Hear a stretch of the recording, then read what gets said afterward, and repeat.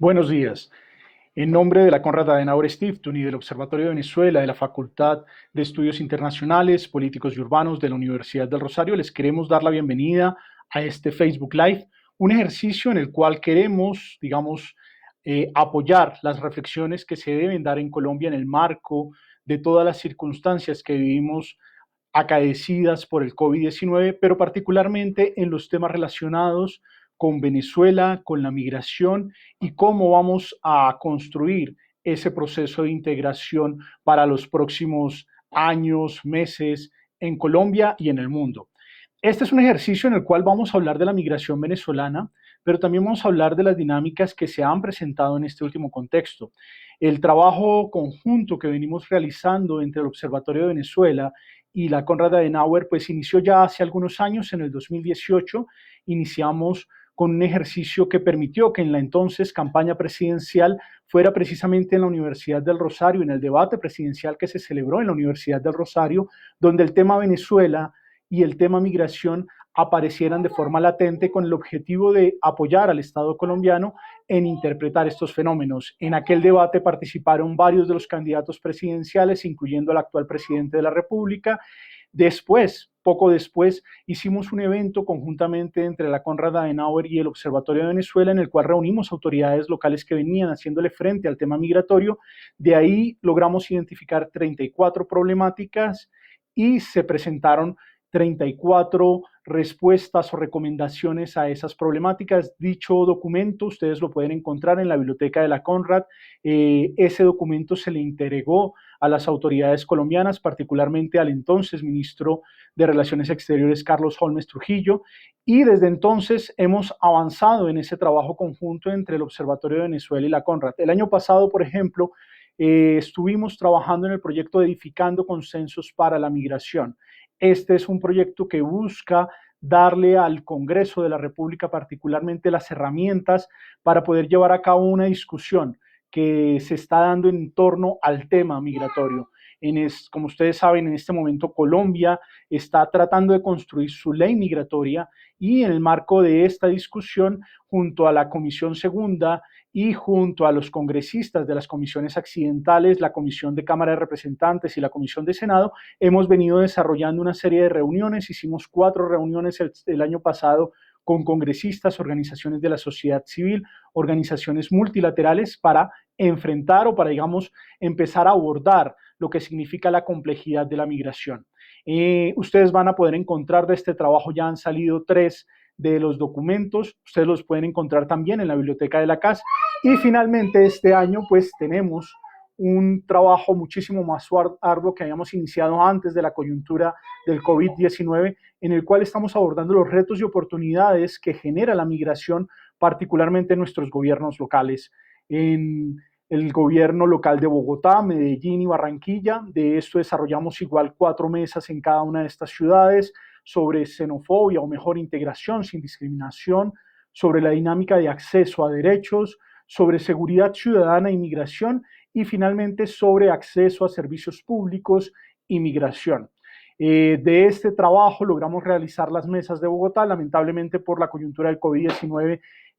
se nos han tenido que aplazar las mesas de Barranquilla y Medellín. Este es un trabajo que ya suma más de 3 años conjuntamente,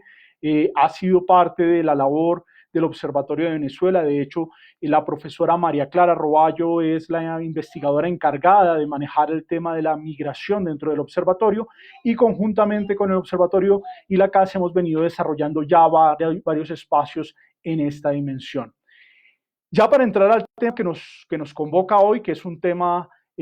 bastante complejo, un tema que requiere y que muy seguramente va a ser motivo de mucha discusión en los próximos meses en Colombia, pues iniciemos por entender un poco lo que es el COVID-19. Creo que no tenemos que subestimar las circunstancias que vivimos como generación. Nuestra generación y particularmente la primera mitad del siglo XXI va a estar marcada por las políticas públicas que diseñen los estados para enfrentar las contingencias que se han venido presentando con el brote de esta enfermedad. No es una gripa más, estamos enfrentando uno de los grandes retos de la humanidad, Hoy muchos estados ya empezamos a ver no solamente lo que es la política de respuesta ante el COVID-19, sino lo que viene después del COVID-19. Y algunos países, por ejemplo, ya empiezan a perfilar lo que significará en materia de gasto. Colombia en este momento empieza a hacer sus primeros cálculos y se cree que entre 5 y 6%, 6 puntos, perdón, del Producto Interno Bruto se requerirán para la reconstrucción de nuestra economía que se ha visto, digámoslo así,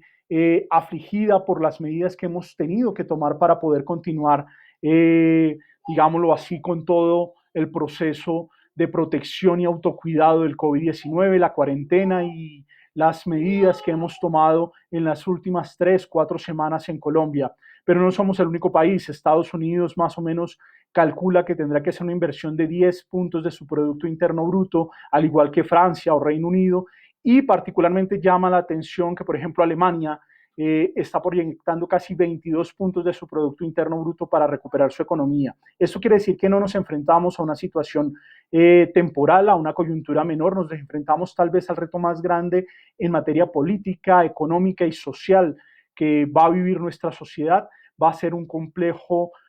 proceso de reconstrucción de nuestras economías y particularmente de manejar las consecuencias para poder entender la presión socioeconómica que vamos a tener. En este ejercicio, pues vamos a hacer o vamos a iniciar una reflexión al respecto. Creemos, como lo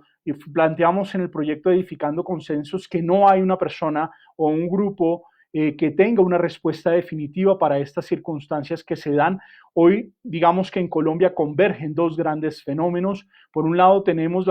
el tema global del COVID-19, pero Colombia desde hace algunos años ya venía enfrentando toda la dinámica de movilidad humana. Hoy nos tenemos que definir como un país que tiene que hacer frente a la movilidad humana. No estamos hablando únicamente de la migración venezolana, que en este momento se calcula según cifras oficiales, aunque hay que decir que las cifras oficiales pues cuentan con un alto nivel de subregistro. Recordemos que en diferentes momentos, desde que inició la crisis migratoria, el gobierno de Nicolás Maduro ha cerrado la frontera, lo cual ha evitado que podamos tener un conteo preciso y claro de la migración. Igualmente hay que tener en cuenta que el gobierno de la Revolución Bolivariana ha limitado de forma sensible los derechos de movilidad de la población venezolana. Muchos de los ciudadanos venezolanos se ven obligados a tener que viajar sin los documentos que les permitan esa movilidad internacional, particularmente pasaporte e incluso documentos como las cédulas se han visto altamente complejizados para esta población. En este momento, según las cifras de Migración Colombia, tenemos 1.800.000 migrantes venezolanos en nuestro territorio.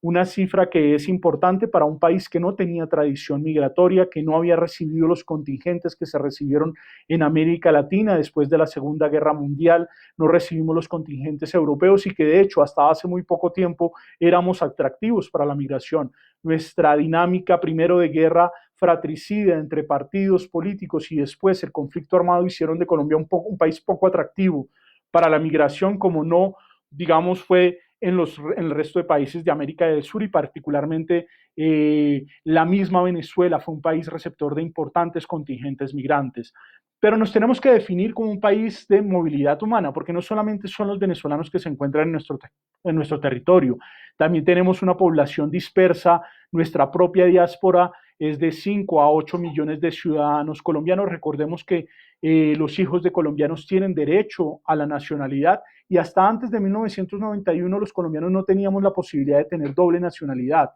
Fue con la constitución de ese año que pudimos hacerlo y hay muchas personas, incluso muchos colombianos en Venezuela, que desean adquirir la nacionalidad colombiana y eso complejiza un poco más. Por ejemplo, en el caso de Venezuela, que es nuestra migración más importante, se da una dinámica en la cual más o menos, según los datos que nos entregaba Cancillería a septiembre de 2018, teníamos 3,4 millones de compatriotas en territorio venezolano, los cuales hoy, pues como ustedes saben, las fronteras se encuentran cerradas y hay una ruptura completa de relaciones, no solamente de relaciones diplomáticas, sino también de relaciones consulares, y no tenemos claridad de cuántos de nuestros compatriotas quedan en territorio venezolano. De hecho, las cifras que maneja el gobierno en cuanto a los retornados, es decir, los colombianos que han regresado de Venezuela a nuestro territorio, marca un número que se acerca a los 500.000, pero es un número sobre el cual no se ha tenido precisiones. En diferentes reuniones con diferentes estamentos del Estado colombiano, la cifra valía entre los 400.000 e incluso se llega a hablar en algunas de estas reuniones hasta de 1 millón de personas que tienen esta categoría de retornados. En ese orden de ideas, no solamente tenemos que contar nuestra diáspora, que son de 5 a 8 millones de ciudadanos, o los venezolanos en Colombia, que son 1.800.000 ciudadanos o más por el subregistro, o los colombianos que empiezan a retornar, que son 500.000. También tenemos que hacer cuentas, por ejemplo, de los fenómenos que son inherentes a nuestra relación de frontera. Somos un país o dos países que compartimos una historia común. De hecho, hemos pasado más tiempo juntos que separados. En este momento, Colombia y Venezuela comparten 2.219 kilómetros de frontera entre nuestros 7 departamentos y los 4 estados venezolanos, los cuales hacen convergir a una población de 12 millones de personas. Del lado colombiano aproximadamente 5,5 millones, del lado venezolano aproximadamente 6,4 millones de ciudadanos. Con los picos esto da poco más de 12 millones, 61.277 ciudadanos, según las estadísticas del DANE, del Departamento Administrativo encargado de la estadística en Colombia y del Instituto Nacional de Estadística de Venezuela. Son cifras importantes porque esto quiere decir que la convergencia en la frontera es una convergencia viva, que es difícil de contener. De hecho, de los 7 pasos fronterizos, realmente solo se han activado 6. El puente de Tienditas nunca estuvo activo y particularmente en este momento se encuentran cerrados precisamente por las contingencias que hemos venido tomando como Estado para manejar el COVID-19. Esto quiere decir que ese movimiento que se da en la zona de frontera implica que también hay más o menos 4,8 millones de ciudadanos venezolanos que tienen tarjeta de movilidad fronteriza. Esta tarjeta de movilidad fronteriza es un instrumento que en primera instancia le permitía a los ciudadanos venezolanos llegar a territorio colombiano, desarrollar algún tipo de actividad económica y poder regresar a su país con acceso de bienes y servicios, pero si uno compara con la cifra de los 6,4 millones de ciudadanos venezolanos que deberían habitar en los 4 estados de frontera, las cifras no cuadran, lo que también nos quiere decir que el fenómeno de Venezuela no es solamente el fenómeno de una diáspora que está en 4,9 millones de ciudadanos que han tenido o se han visto obligados a salir de su territorio, sino que también debemos contar un número importante de ciudadanos venezolanos que se han visto abocados a tener que trasladarse a la zona de frontera con Colombia para poder subsistir, para poder hacer, digámoslo así, atender sus necesidades, ya sea los servicios de alimentación o distribución de alimentos o incluso los mismos accesos médicos que, como veremos más adelante, se han visto altamente complejizados. Esto nos marca que el fenómeno que vivimos en este momento de movilidad humana es un fenómeno complejo en el cual los ciudadanos de frontera van a jugar un papel muy importante en un momento en el que hablamos de las atenciones al COVID-19. Particularmente tenemos que tener en cuenta, por ejemplo, según la alcaldía de Cúcuta, en este momento ellos cuentan con 945 camas para atender población que requiera algún tipo de dinámica de salud. Obviamente no todas estas camas son UCI, sino que son camas hospitalarias. El 85% de estas camas permanecen ocupadas y eso da un número que solamente en Cúcuta, que es la capital del departamento más poblado entre los dos estados y a donde llega el mayor número de población, hay únicamente 169 camas para atender a la población. En norte de Santander, pues obviamente esto complejiza la situación porque es el departamento o la puerta por la cual ingresan más migrantes venezolanos. Y si bien, por ejemplo, en estos últimos días hemos visto un movimiento de ciudadanos venezolanos que en primera instancia se desplazaban hacia Venezuela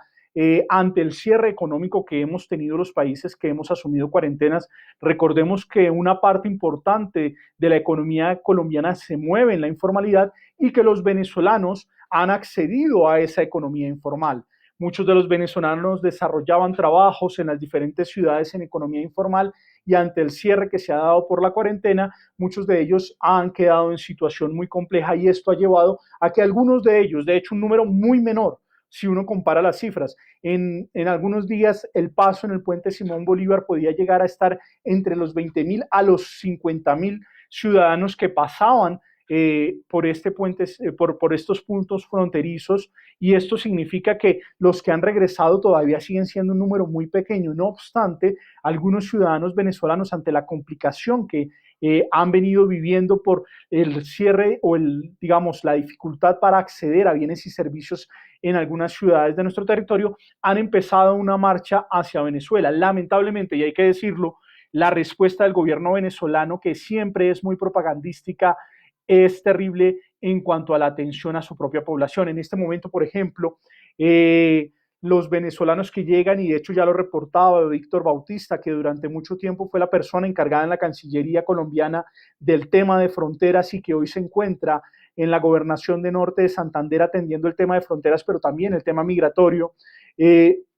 reportaba cómo ya se empieza a dar un retorno de estos ciudadanos. Es decir, al llegar a territorio venezolano se han encontrado que las dinámicas de propaganda que promovía el gobierno de Nicolás Maduro no eran ciertas y que de hecho son víctimas de procesos muy fuertes de xenofobia y un proceso de discriminación por sus propios compatriotas que los ha obligado a tener que regresar a Colombia. Así que esto marca parte del fenómeno que estamos enfrentando. Dentro de esta dinámica del COVID-19, pues es muy importante hablar precisamente de la xenofobia y de la aporofobia. La xenofobia es el miedo al extranjero, el miedo al otro. La aporofobia es un concepto acuñado por la profesora Adela Cortina y que en los últimos años se ha trabajado de forma importante y que de hecho desde el 2017, desde diciembre del 2017, hace parte del diccionario de la Real Academia de la Lengua Española y que trata de explicar un poco ese miedo al pobre, ese miedo al necesitado. En el caso de la migración venezolana convergen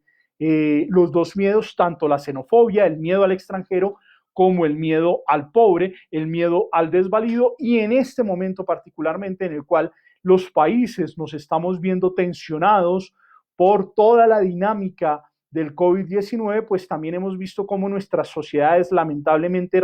responden a veces con nuevos miedos o con miedos frente a la dinámica del mismo o el propio COVID-19. Lamentablemente en Colombia ya se han reportado varios casos donde el personal médico y el personal de asistencia ha sido estigmatizado y en lugar de ser apoyado y entender que ellos son la primera línea para el manejo de esta crisis que estamos viviendo, hay ciudadanos que lamentablemente han recurrido a acciones xenófobas o a acciones aporófobas, pero también a acciones de discriminación contra los profesionales de la salud. Y este es un punto que es bastante importante en este momento. Recordemos que el Estado colombiano tiene la ley 1882 en la cual se maneja el tema de la discriminación y es así como desde el 2011 Colombia tiene un marco legal que le permite enfrentar la discriminación en todas sus formas y esta discriminación incluye la discriminación no solamente por raza o por tendencia sexual, sino también por nacionalidad y toda aquella otra forma de discriminación. De hecho, como Observatorio de Venezuela, en la audiencia que hubo la semana pasada y que organizó el senador Sandino, le solicitamos al Estado colombiano que tuviera en cuenta esta ley para evitar que se dé una dinámica en la cual se generen movimientos o tensiones contra la población venezolana y que sobre todo por el lado de las autoridades, los cuerpos de seguridad y los funcionarios públicos tengamos mucho cuidado porque en un momento en el cual nos encontramos bajo tanta presión social, en la cual todos los ciudadanos estamos, digámoslo así, viviendo un fenómeno muy fuerte en el cual estamos replegados en nuestras casas, pues es absolutamente normal que no sepamos manejar esta tensión y que querramos desviar esa tensión hacia otro lado. Eso también pasa con los funcionarios públicos y creo que es muy importante evitar la xenofobia. Esto nos da un marco muy complejo porque pues en Venezuela es un país donde las situaciones de salud se han visto complejizadas, donde las situaciones de salud no son las óptimas desde la llegada de la revolución bolivariana y particularmente desde el surgimiento de las misiones sociales que se encargaron al tema de la salud, las misiones barrio adentro, que eran misiones que se crearon para llevar médicos cubanos a la atención primaria en los barrios populares y que se consideró un modelo bastante revolucionario, por ejemplo, en el 2006 se consideraba que las misiones eran una forma de respuesta en política pública bastante novedosa y llamativa para América Latina. De hecho, algunas organizaciones internacionales del sistema de Naciones Unidas reportaban como exitoso lo que estaba sucediendo. Básicamente la fórmula era sencilla, era manejar los temas de política social de forma, si se quiere, discrecional por el Ejecutivo. Se creaba todo un sistema paralelo, independiente del Estado, que funcionaba a través de fundaciones y que le permitía al presidente de la República, en aquel momento el señor Hugo Chávez, y posteriormente ya hoy el presidente Nicolás Maduro, manejar discrecionalmente y sin las dinámicas que tiene un Estado, por ejemplo, sin presentar licitaciones, sin tener un cuidado mínimo en las contrataciones, sin transparencia, sin control político ni control técnico de lo que se estaba haciendo en materia de salud, lo cual llevó a que las misiones Barrio Adentro 1, 2, 3 y 4 pues terminaran descapitalizando el sistema público de atención en salud, un sistema que se vio golpeado desde los primeros años de la Revolución Bolivariana, incluso en la época dorada, cuando los precios del petróleo superaban los $140 por barril y cuando se contaba con un exceso de recursos, el régimen venezolano desvió los recursos que eran naturales o que eran tradicionales para el sistema de la salud y los referenció a los sistemas de barrio adentro. Y en esto hay que hacer una aclaración. Los regímenes no democráticos utilizan la salud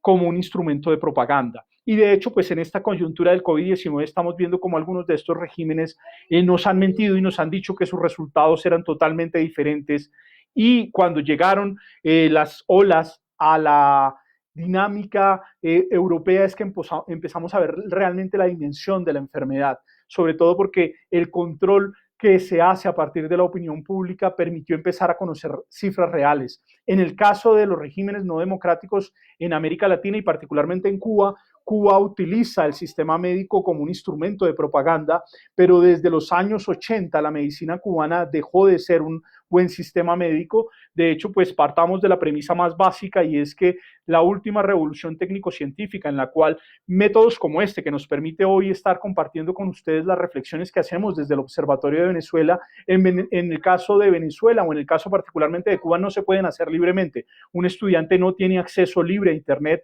a las diferentes fuentes de información que puede encontrar en las bases de datos, no tiene, digámoslo así, una forma de abordar el conocimiento de forma abierta, sino que todo lo contrario se hace de forma limitada y en función de los intereses del régimen. Y en este caso, pues en Cuba la medicina se ha desplomado, la medicina ya no es lo que era, y en ese orden de ideas, parte de eso se vio en la difusión que se hizo del método Barrio Adentro en Venezuela. El sistema médico venezolano hoy es uno de los menos capacitados. Por ejemplo, algunas de las cifras que recoge la Asamblea Nacional Venezolana demarcan que más del 90% de la población que hace servicios y atenciones médicas en Venezuela no tiene acceso a agua potable. De ahí para adelante ustedes pueden identificar lo que significa el reto en salud pública del COVID-19. Venezuela lamentablemente va a ser el país más golpeado de la región y, como se dice en algunos de los estudios que ya empiezan a salir en el marco del manejo y del desarrollo y diseño de política pública para hacer frente al COVID-19, de nada le sirve a un Estado crear políticas que contengan la enfermedad si no se hace una contención global. Es decir, el éxito que hoy puede llegar a tener Corea del Sur o Singapur o incluso la propia Alemania de nada sirven si el contexto en el que se mueven estos países no tiene una atención al COVID-19. En el caso colombiano, con nuestros 2.219 kilómetros de frontera, con nuestros más de 12 millones de ciudadanos que convergen entre los 7 estados y entre los 7 departamentos y los 4 estados venezolanos, pues tenemos un reto muy, muy grande en esta materia. Ya para ir cerrando y para poder darle paso a las preguntas que ustedes pueden formular a través de las redes sociales de la Konrad Adenauer Stiftung, de la CAS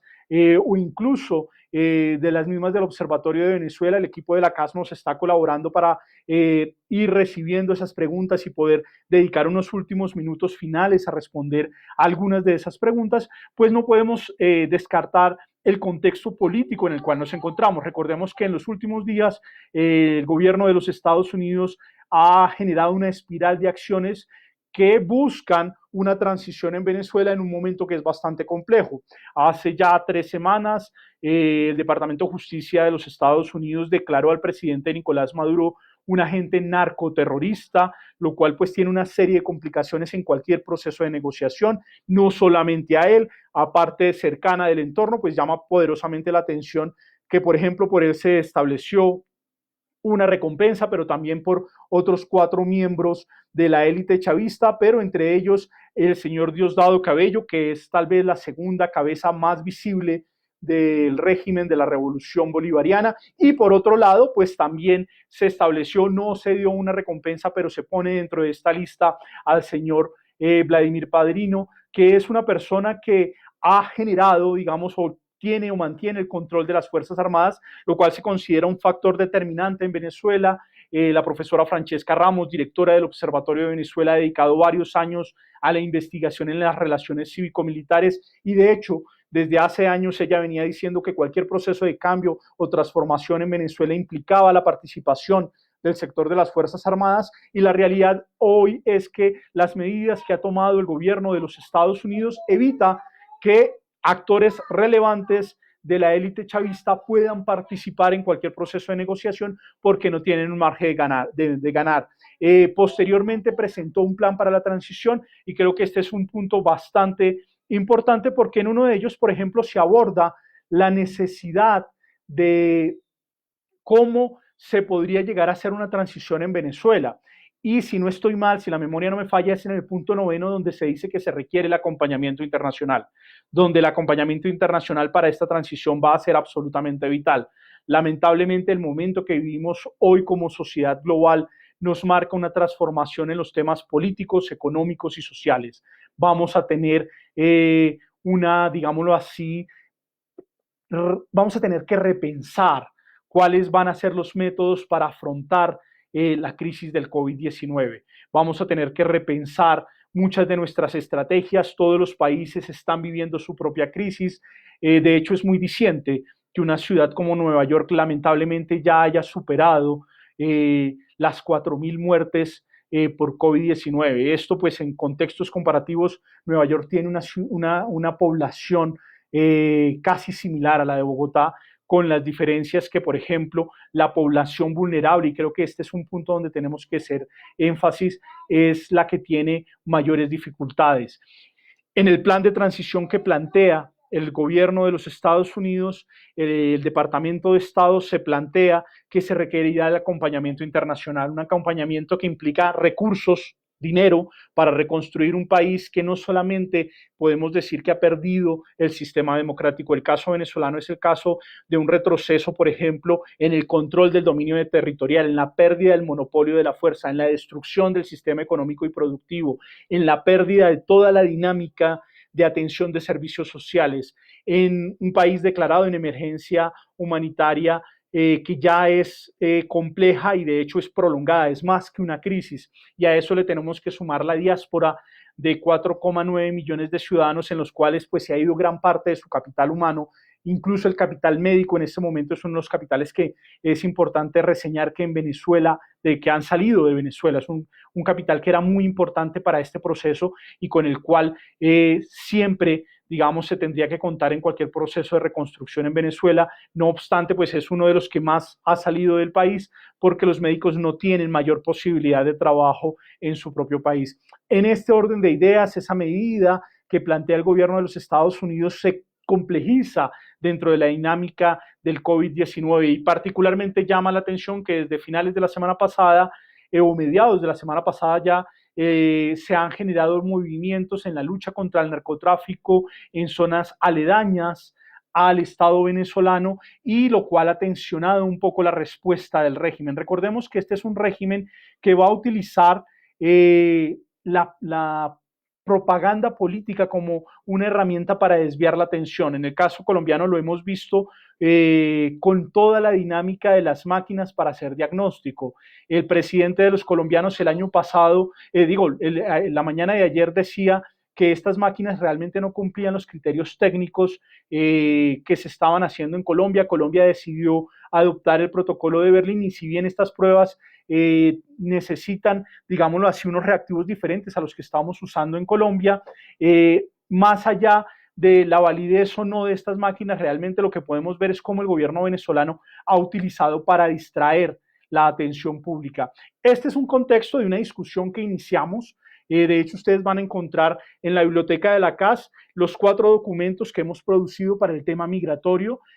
También encontrarán otras producciones de la CAS en las cuales conjuntamente con el Observatorio de Venezuela y otras organizaciones hemos trabajado para explicar el tema colombo-venezolano, y pueden encontrar en el Observatorio de Venezuela de la Universidad del Rosario, de la Facultad de Estudios Internacionales, Políticos y Urbanos, el material que hacemos como difusión del conocimiento. En este momento hay un artículo en Razón Pública en el cual abordamos parte de este tema. También vamos a tener ese artículo en El Espectador y en La Silla Vacía. Los invitamos a compartirlos y vamos a darle en estos ya cortos minutos que nos quedan apenas 9 minutos para abordar algunas de las preguntas que nos han estado enviando a través de las redes sociales y que la CAS empieza a enviarme. Me preguntan si el regreso de los venezolanos a su país puede entenderse como una tendencia o casos sueltos existentes. Bueno, realmente estamos en un fenómeno en que los venezolanos no saben qué hacer. Recordemos que la migración venezolana y particularmente la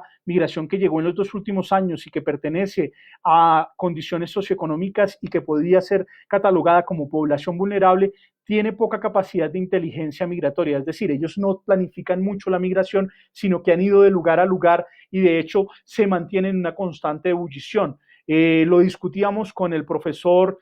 José Luis López de Ávila Montserrat, Compromiso Democrático, en estos días, y es que los venezolanos todavía no logran establecerse plenamente en un territorio. Cuando hemos visto que el fenómeno del COVID-19 ha llevado a medidas por parte de los estados de cuarentena, esto ha limitado la capacidad de los venezolanos de acceder a bienes y servicios, lo cual los ha obligado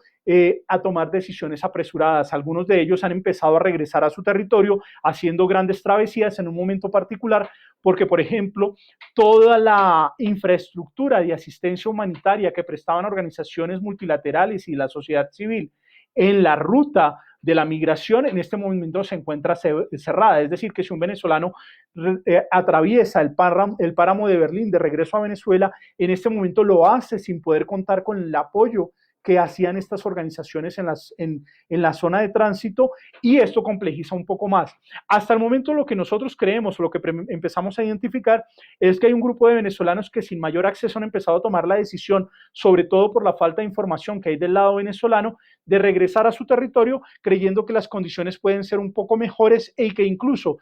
pasar las cuarentenas o las medidas restrictivas en Venezuela puede ser mejor porque están con sus familias. No obstante, se están llegando a Venezuela y se están encontrando con un aparato represor que incluso está utilizando a los colectivos para evitar que los venezolanos regresen a su país, y se están generando fuertes tensiones en la cual estos venezolanos que regresan de Colombia son maltratados y son tratados como personas que llevan el virus a Venezuela. Cuando, por ejemplo, en la ciudad de Cúcuta ya se pudo identificar que el primer caso comprobado de COVID-19 fue el caso importado de Venezuela hacia la ciudad de Cúcuta. Es decir, en Venezuela hay una falta de información que hace que estas personas no tomen decisiones adecuadas. Particularmente llamó la atención que el régimen, cuando estableció la cuarentena, lo hizo sin que los ciudadanos tuvieran la posibilidad de planear o hacer la planificación, por ejemplo, como tenemos los colombianos, de poder abastecernos y de poder mantener nuestras rutas o nuestras líneas de distribución de alimentos que nos permiten en medio de la cuarentena tener la posibilidad de ir al supermercado y comprar bienes y servicios. En el caso venezolano, primero, no hay remesas para hacer esas compras, y segundo, el régimen está utilizando el aparato represor para evitar que eso se dé de forma natural. Por el contrario, hay un alto desabastecimiento de combustible y hay un alto desabastecimiento de alimentos, pero particularmente el 80% de los venezolanos no tienen capacidad en este momento de poder ahorrar o, digamos, de tener recursos para poder acceder a estos bienes y servicios. Vamos a la siguiente pregunta que me formulan. Me formula la pregunta Francisco Pedraza: si son suficiente el diálogo de las autoridades locales para mantener el manejo del del coronavirus en la zona de frontera. Creo que son insuficientes. Nosotros como Observatorio de Venezuela y entendiendo que el régimen venezolano es un régimen dictatorial, violador de los derechos humanos y que sistemáticamente ha utilizado las herramientas de difusión como propaganda política, aún así, y a pesar de esas dificultades, consideramos que el Estado colombiano debe generar canales de diálogo con el gobierno de Nicolás Maduro, mucho más allá, por ejemplo, de lo que se viene haciendo con la Organización Panamericana para la Salud. Estos son temas que tienen una dinámica política muy fuerte, que requieren un trabajo conjunto de las autoridades, que muchas decisiones ni siquiera son técnicas, sino políticas. Por ejemplo, en el estado Táchira, la gobernadora, que es una gobernadora de oposición, no tiene poder real comparativamente con el protector, que es un personaje bastante siniestro de la revolución bolivariana, que es el señor Freddy Bernal, quien ha sido muy cercano a los colectivos y quien de hecho pues tiene una línea muy dura hacia el Estado colombiano, pero el Estado colombiano debe generar canales de comunicación por diferentes razones. Primero, por los colombianos que se encuentran en territorio venezolano y que van a padecer las dinámicas del COVID-19. Nosotros como Estado tenemos una responsabilidad con nuestros connacionales en territorio venezolano. La última cifra, como les decía al inicio de esta charla, es de 3,4 millones de ciudadanos y muchos de ellos se encuentran, por ejemplo, en la ciudad de Caracas. Algunos de ellos, por ejemplo, en Petare, en 23 de enero, son población popular, que es la población que más dura va a ser golpeada por el COVID-19. Entonces, como Estado tenemos que tener algún tipo de información de nuestros compatriotas en territorio venezolano, pero particularmente, y creo que esto es importante, se requerirán medidas conjuntas. Por eso, como Observatorio de Venezuela, hemos acompañado la propuesta que hizo el presidente Andrés Pastrana de crear hospitales en la zona de fronteriza, donde brigadas médicas compuestas por colombianos, pero también por venezolanos, atiendan población colombo-venezolana. Y pongo un ejemplo, el estado Zulia. El estado Zulia es el estado más poblado de Venezuela, es un estado que ha sido fuertemente golpeado por la revolución bolivariana, donde se ha instrumentalizado incluso el acceso a servicios públicos como agua y como energía eléctrica para castigar a esta población, pero este estado colinda en su gran mayoría con el departamento de La Guajira, que tiene problemas históricos y tradicionales en materia de acceso a derechos y particularmente de derechos de salud, y en ese orden de ideas, pues va a ser muy difícil que si no generamos instrumentos y herramientas conjuntas para atender a estas poblaciones que son poblaciones vulnerables, no estamos haciendo nada como Estado, creyendo que si controlamos el COVID-19 en nuestras grandes ciudades y dejamos la frontera